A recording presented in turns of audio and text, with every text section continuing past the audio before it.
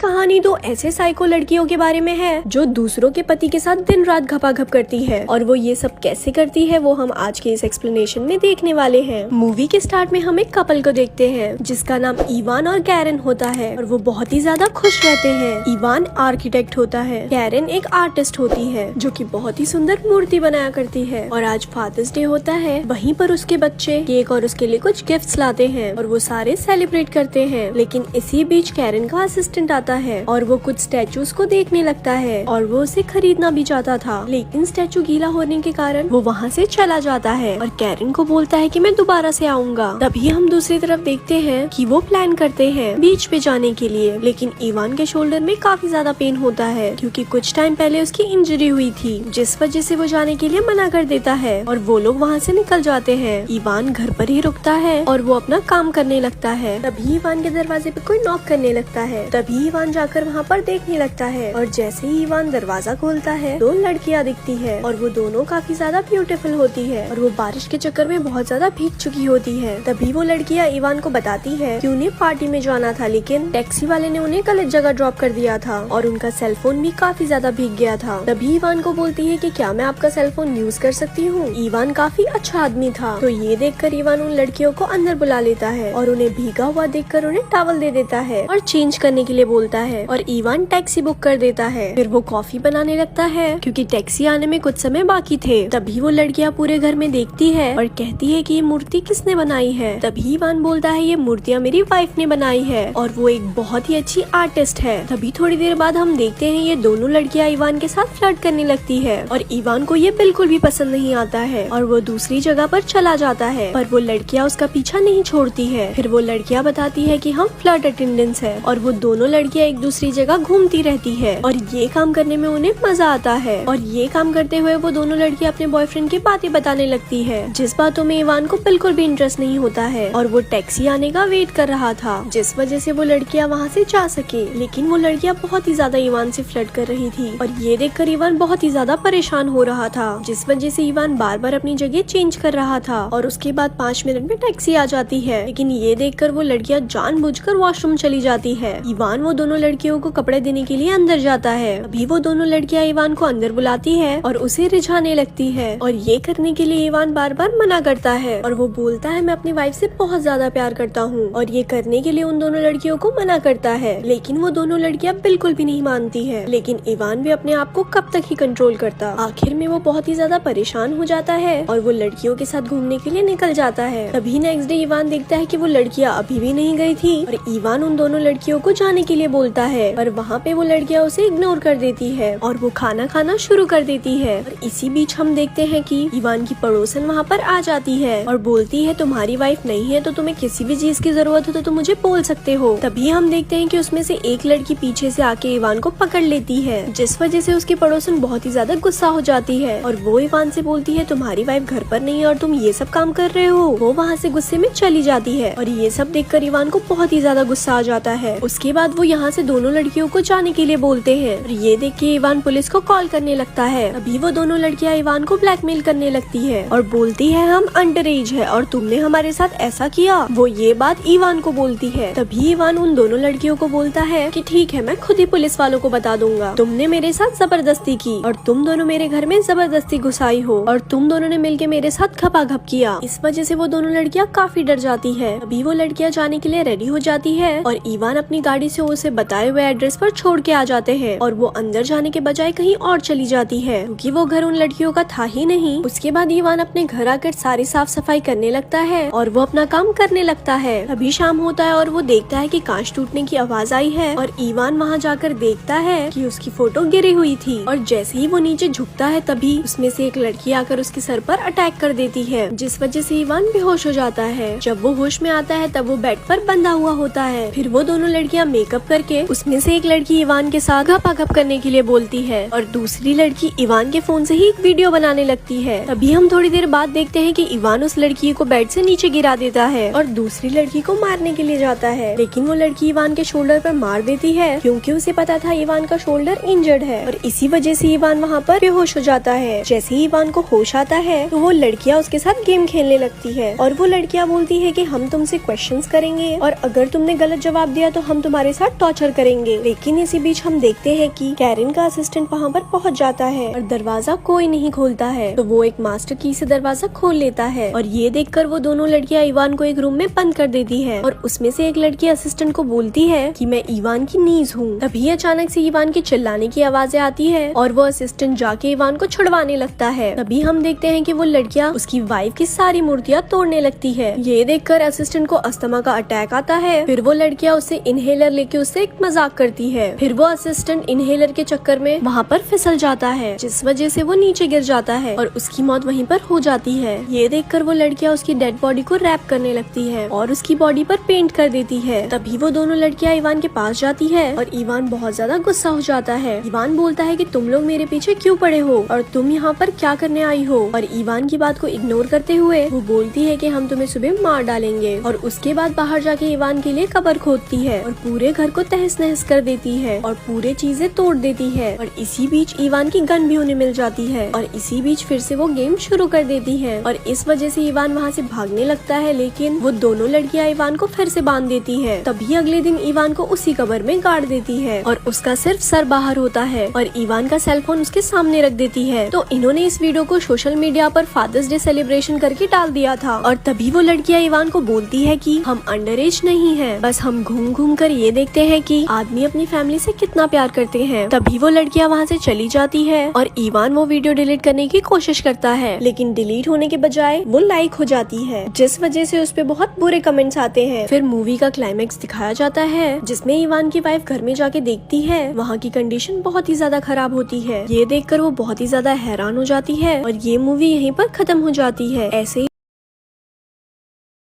धन्यवाद।